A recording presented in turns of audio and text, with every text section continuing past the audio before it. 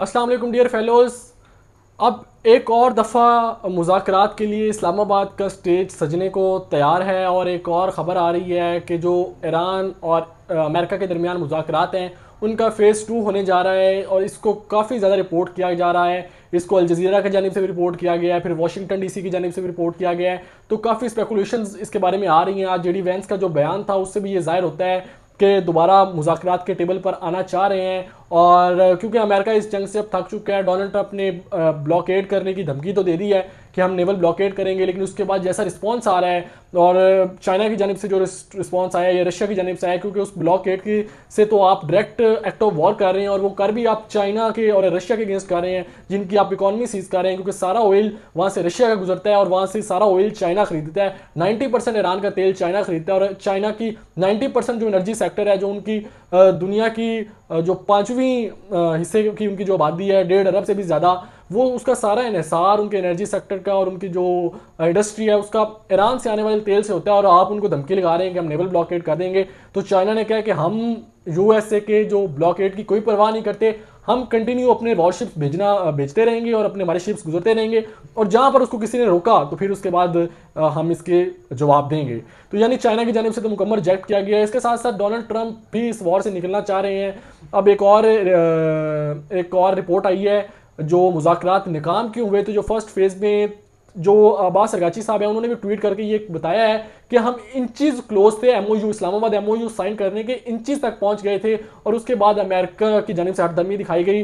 बताया ये जा रहा है कि जब पांचवा राउंड चल रहा था मुज़ाकरात का, जो सुबह 4:30 बजे पाकिस्तानी वक्त के मुताबिक आगाज़ हुआ और ये 45 मिनट तक चला, इस राउंड से पहले जो जेडी कृष्णर हैं उनके डोनाल्ड ट्रंप साहब के दामाद, उनको एक फ़ोन कॉल आई, उन्होंने 15 से 20 मिनट के फ़ोन पे बात की और उसके बाद से अजीब सी हटदर्मी दिखाना शुरू हो गई। और उसके बाद जेडी वैंस साहब ने कहा कि मैं मीडिया से बात करना चाहता हूँ, और वो मीडिया को ब्रीफ करने आए और उन्होंने वहाँ पे अनाउंस कर दिया कि हम डील नहीं बना सके और डिपार्चर आ गए। और इसको पर काफ़ी ज़्यादा शको-शुबात किए जा रहे हैं कि इसराइल की कॉल थी या फिर डोनाल्ड ट्रंप ने वापस अमेरिका बुला लिया था। लेकिन अब इसका बार बार इजहार किया जा रहा है डोनाल्ड ट्रंप की जानिब से भी, और जेडी वैंस ने भी कहा कि दूसरा फेज इस मुज़ाकरात का हो सकता है। मुज़ाकरात के लिए 2 जगह ज़ेरे गौर हैं, एक जनेवा स्विट्ज़रलैंड में और एक इस्लामाबाद।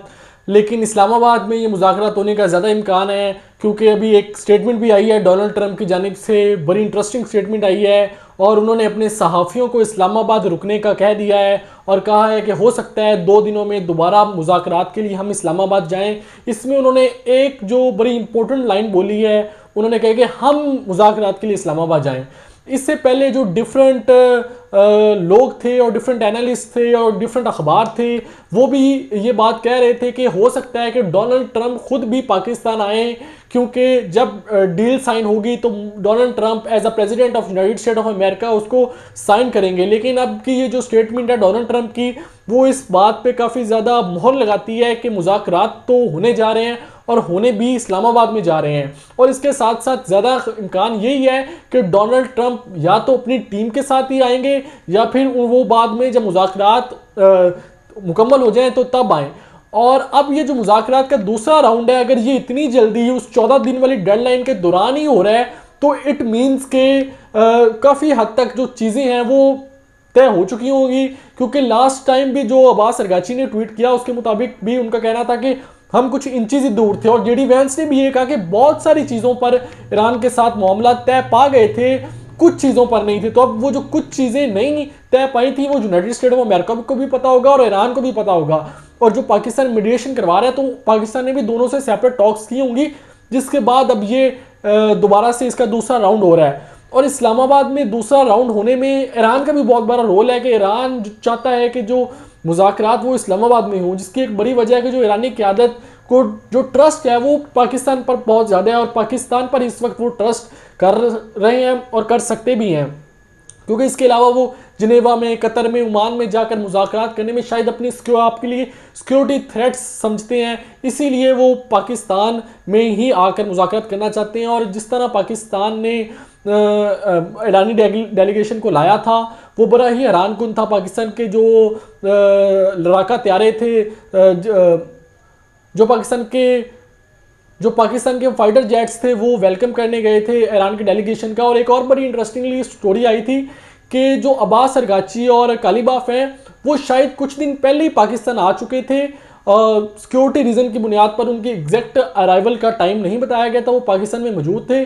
जो पाकिस्तान के तैयारे लेकर आए थे ईरानी डेलीगेशन को, उसमें बकाया जो उनकी डेलीगेशन के लोग थे वो मौजूद थे, जबकि जो हाई प्रोफाइल लोग थे वो पहले ही पाकिस्तान में मौजूद थे। यानी कि ईरानीज इतना पाकिस्तान पर ट्रस्ट कर रहे हैं कि वो पाकिस्तान की पोस्ट और प्री लोकेशन के बारे में पाकिस्तान को उनका मालूम होता है। और इंटरेस्टिंगली जब ये मुज़ाकरात नाकाम हुए तब भी पाकिस्तान ने ईरानी डेलीगेशन को सी ऑफ किया। पाकिस्तान की जानिब से जो field marshal general Asim Munir और इसहाक डार साहब उनको सी ऑफ करने गए ईरानी डेलीगेशन को। यानी कि जो ईरान का ट्रस्ट है वो पाकिस्तान पर दूसरे कंट्रीज के बनिस्बत बहुत ज़्यादा है। और वैसे भी पाकिस्तान ने जिस तरह मीडिएशन में रोल प्ले किया है वो बहुत ही ज़बरदस्त है। इसकी 2-3 रीज़न है। एक तो पाकिस्तान ने ये मुज़ाकरात चूँकि आगाज़ किया है इनका, तो पाकिस्तान यही चाहता है कि ये मुज़ाकरात अब फाइनल हो, और चाहे दूसरे राउंड में हो या तीसरे राउंड में हो, ये एक डील डन हो, ताकि जो पाकिस्तान की इस वक्त पूरी दुनिया में एक पाकिस्तान की इंटरनेशनल विल बनी हुई है वो इसी तरह कायम रहे, और पाकिस्तान जो दुनिया की ये सबसे ख़तरनाक जंग है उसको रुकवाने में कामयाब हो जाए। दूसरा, ये जंग पाकिस्तान को भी अपनी लपेट में ले रही थी।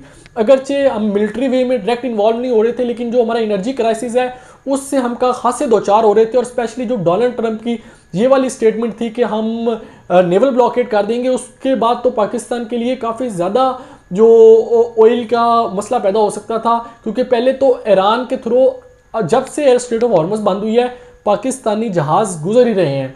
पाकिस्तानी झंडे के तले जहाज़ गुजरते हैं, जिसमें से कुछ पाकिस्तान लेते हैं और कुछ चाइना का जाता है। लेकिन अगर वो नेवल ब्लॉकेड होता है तो पाकिस्तानी और चाइनीज़ और रशिया का भी तेल यहाँ से गुजर नहीं सकेगा। तो पाकिस्तान में तो ऑलरेडी जो एनर्जी का सिचुएशन है वो वर्स होती जा रही है। आज भी एक मीटिंग की गई है जिसमें जो पीक आवर्स हैं उसमें 2 घंटे और 15 मिनट इलेक्ट्रिसिटी को बंद रखने का पर फैसला हुआ है। और इसके अलावा जो अभी तक इलेक्ट्रिसिटी की सिचुएशन बेहतर है उसके पीछे बड़ी वजह ये है कि पाकिस्तान की जो 70 to 80% आबादी है वो तो वैसे ही सोलर पर शिफ्ट हो गई है, तो ज़्यादा डिपेंडेंस सोलर पे है। इसकी वजह से एनर्जी कंजर्व पाकिस्तान की बहुत ज़्यादा थी और इतनी ज़्यादा कंजप्शन नहीं थी। इस वजह से अभी तक इलेक्ट्रिसिटी का इतना मसला नहीं हुआ। लेकिन अब जो इलेक्ट्रिसिटी का बहरान भी है वो भी सर उठाना स्टार्ट हो गया है। बकाया डिफरेंट स्टेप्स तो उठाए ही हुए हैं, मार्केट्स बंद कर देते हैं 8 बजे, रेस्टोरेंट्स, शादी हाल वगैरह। लेकिन अब ये लोड शेडिंग का भी आगाज़ हो गया है, तो इससे ये जाहिर होता है कि पाकिस्तान पर एनर्जी के ये सवेयर इफेक्ट्स आ रहे थे।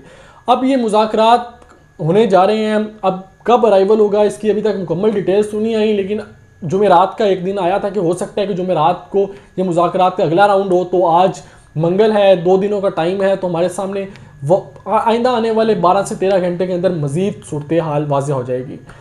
ईरान इसराइल वॉर को हम कवर कर रहे हैं। आप हमारे पेज पे जाकर हमारी तमाम वीडियोस देख सकते हैं कि किस तरह इस वॉर ने अपने डायनामिक्स चेंज किए हैं। और हमारे लाइक करें, सब्सक्राइब करें और बेल आइकन का बटन दबाना मत भूलिएगा।